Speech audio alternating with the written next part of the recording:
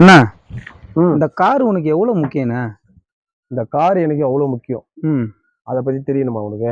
கண்டிப்பா. இந்த கார் தான் என்னுடைய உலகமே. என்னுடைய உயிர், ஆவி மொத்தமும் சேர்த்து சொல்லுவாங்க இல்லையா, இது என்னுடைய கார் தான் என்னுடைய உலகம். என் கார் என் வாழ்க்கைக்கு எவ்வளவு முக்கியம் சொல்லிட்டு உள்ள வா சொல்றேன்.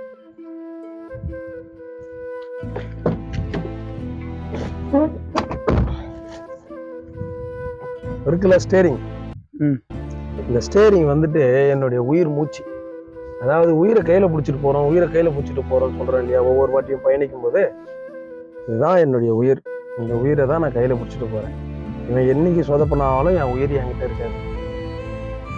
ஒரு கோயிலுக்கு போயிட்டு வந்தா நம்ம பெத்த பிள்ளைங்களுக்குலாம் திருநீர் வைப்போம் தெரியுமா, அந்த மாதிரி என்னோட ஸ்டேரிங்க்கு இங்க நான் பொட்டு வைப்பேன்.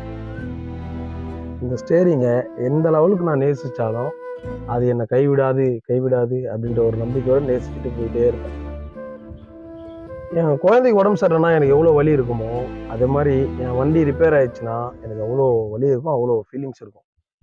ஒரு நாளும் இது வந்துட்டு ரிப்பேர் ஆயிடுச்சு வச்சுங்க, அது அது கடந்து போகிறதே ரொம்ப பெரிய விஷயமா இருக்கும். என்னை எந்த இடத்துலையும் எனக்கு கவுத்ததே கிடையாது, காலை வாரினது கிடையாது, நம்பிக்கை துரோகம் செஞ்சது கிடையாது. மனிதர்களை விட என்னுடைய வாகனம் எனக்கு அவ்வளோ மேல்.